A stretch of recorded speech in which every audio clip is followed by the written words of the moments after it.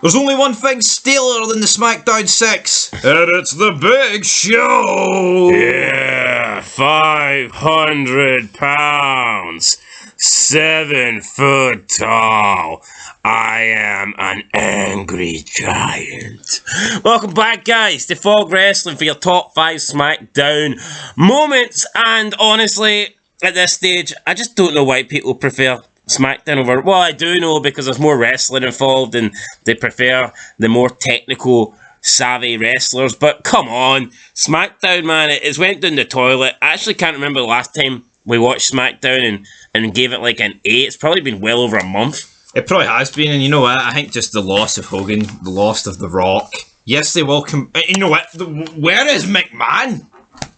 We need McMahon, damn it. Inject the poison. Stephanie's shite. Yeah, and plus her voice goes through me every time she cuts a promo. Benoit! Angle! No, but I think it worked when she was the $1 billion princess and her voice went through you because she was a heel, and that's kind of what they were going for. Yep. But see now that she's a face or whatnot and she is the GM, I just compare Stephanie to Eric Bischoff. You will bear witness. And I'm like, you will bear witness? 10,000 tons of solid steel. Anyway, let's get into these moments, guys. SmackDown, it's just it's like what you could literally watch a SmackDown rewind for last week and it's the same show.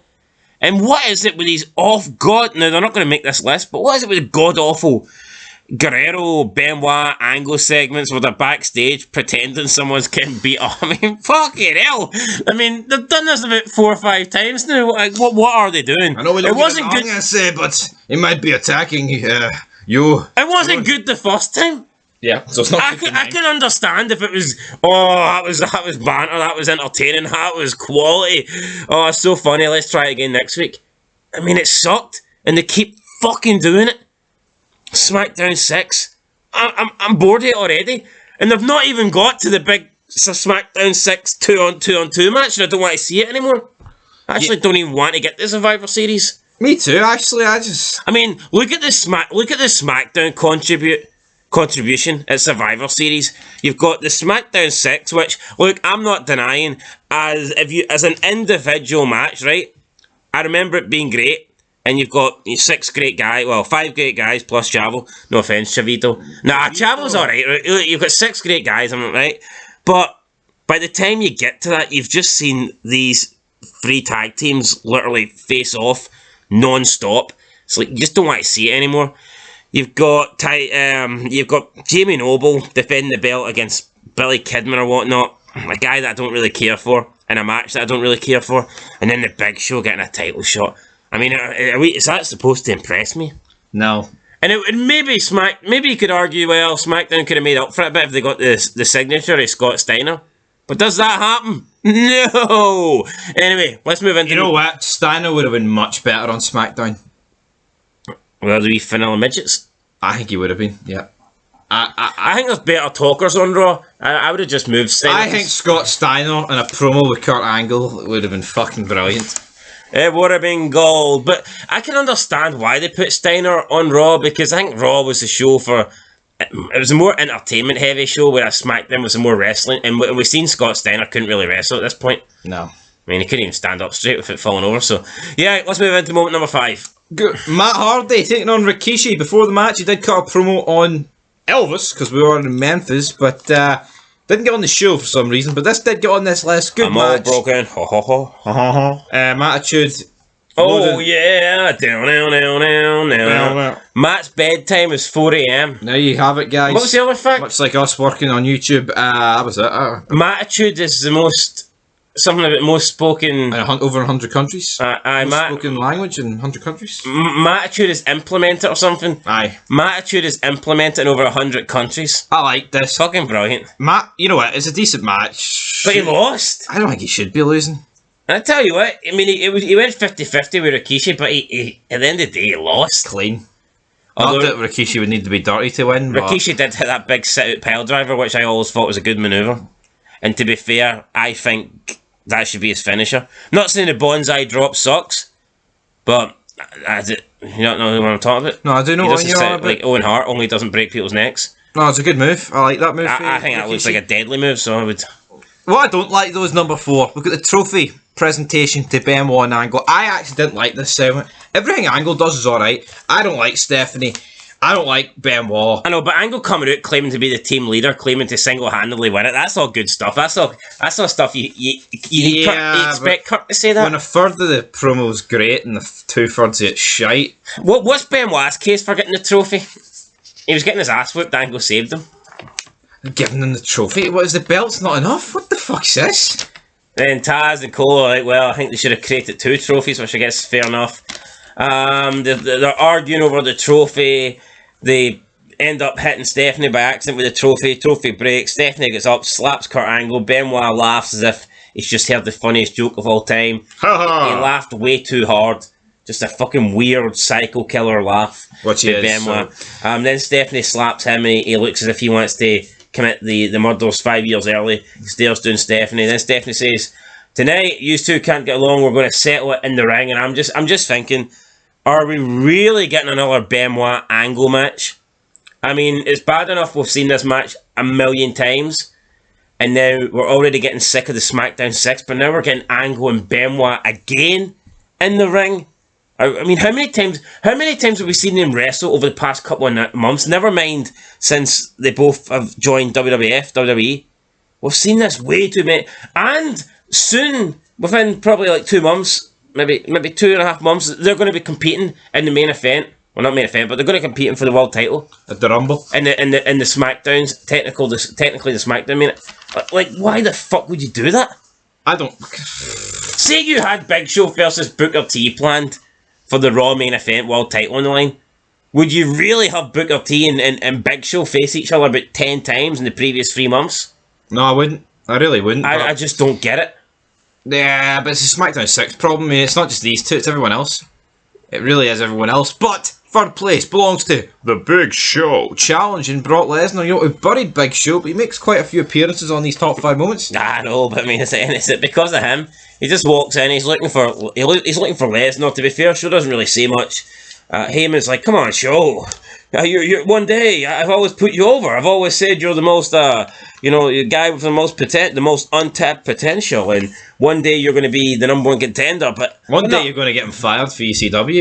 But not right now. Come on, you're a reasonable man. My client can't go. My client's just went to hell with the Undertaker. And then Brock Lesnar comes across and pushes that little Jew out the way, and he says, I'll face you, Brock. Or Big Show, no problem. You know what, they're turning Brock face. It's just leading to Heyman. Why would Heyman turn? Why? Fucking shite, man. Maybe Big Show offered him money or something, I don't know. Yeah, then we've got second place up next, number 1 contendership match. We've got Edge and Rey against Los Guerreros. I thought the end of this was pretty good. I did enjoy it. No, right, but the problem is, it just stems back to you had Edge and Rey lose in the final, and now they're taking on 2 guys in the semis. I just don't think the show after you have a tournament end there should be a number 1 contendership match. These 2 teams were beaten in the space of, when SmackDown taped, these 2 teams were beaten in the space of 4 days. Yep. By the tag team champs. And now both of them are getting another opportunity. I just think that's a bit weird. The Guerreros were beaten on SmackDown, and then Edge and Rey were beaten at the pay-per-view. And they're both getting it. Why not do like a tag team turmoil? See all the tag teams that you had in the tournament? Alright, I get it, not minus Brock. But, well, I guess maybe Cena and Kidman don't get along anymore. And Billy and Chuck too. No, they're broke up. Fuck knows where Farouk and Ron Simmons. But you get my point, like, why not just do a tag team turmoil and have these guys be the last 2 teams? Yeah, I mean, it just seems like you're rewarding, like, losing. This match was alright, but it's the same old pish, isn't it? I like the ending. Yeah, I like the ending, but the ending can only mean so much. And then first place, we have got Brock Lesnar and Undertaker segment with a wee hint of the Big Show. Undertaker calls out Brock. Brock, I guess, meets that challenge. He's got respect for the Undertaker now all of a sudden. Heyman originally came out and says, my client will not be here. My client's got nothing to say to you, but then Brock came out. He just kind of pushed past Heyman. He gave him the belt. He got in the ring. And Taker went on about how if he was 5 years younger and he didn't have a broken hand, he could have done this, he could have done that. But he said that's all excuses at the end of the day. I've been the better man for most of my WWE career. But at No Mercy, Brock, you were the better man. And I guess Brock appreciates that. He stops Taker from leaving. Taker's a little bit, well, you going to fight me? But then Brock offers his hand. And never handshake. Damn. Well, not with a broken hand, though. With a good hand. Well, it wasn't really a handshake, but it was like, they touched hands, but they didn't really shake hands. That was like a finger poke. It was like a finger poke at him, and then Brock just says to Taker, you know, about Sarah, wasn't supposed to be personal. It was just business. And then he looks at Paul. It's almost like he's blaming Paul Heyman. Then it goes downhill. Big Show comes out, right? Says, "What about you, dead man? I've been beating you up and down the road for the past 12... No, you haven't. You've been doing nothing for the past... Yeah, this promo was shit. This promo was absolute shit for Big Show. I know we've got it in Top Moment, like, but... Or was that the one before? No, this is all the same segment. He confronts Taker, right? Big Show's been in the company for, what, 3 and a bit years? See this whole gimmick that, oh, I've been beating you up and down. Unless he's breaking kayfabe and they've been wrestling house shows. Being them Big Show's been on Raw. Doesn't make any sense. But no, it doesn't. And during the invasion, Big Show was a fucking jobber. Yeah. So I just don't really see... And I guess you could argue Big Show Taker was on Raw. But I don't know, I mean... The only way this would make sense would be if Big Show and Taker have been wrestling constantly at house shows. But even then, I just don't think that's something in 2002 they'd bring up. No. But the worst thing for me is, I mean, Big Show says this and Taker's like, well, you're just a never has been. He says you're a broken up has-been, and Undertaker said, I'd rather be that than a giant never was. Undertaker leaves, Big Show continues to stalk him up the ramp, walking behind him. This was weird. Pretty creepy. Taker keeps stopping and looking behind him. Eventually, Big Show goes in front, he goes to the back, Taker puts his hands up, acknowledges the crowd, then Big Show comes out, attacks Taker from behind, tries to throw him into the SmackDown Titantron, doesn't really do a good job of it, and then he lifts him up and gorilla presses him off the stage onto like a little mattress, and we all pretend that Undertaker's dead. So. He's dead, the dead man. No, I just did like the stuff where he followed him up the ramp. I thought that was really cheap.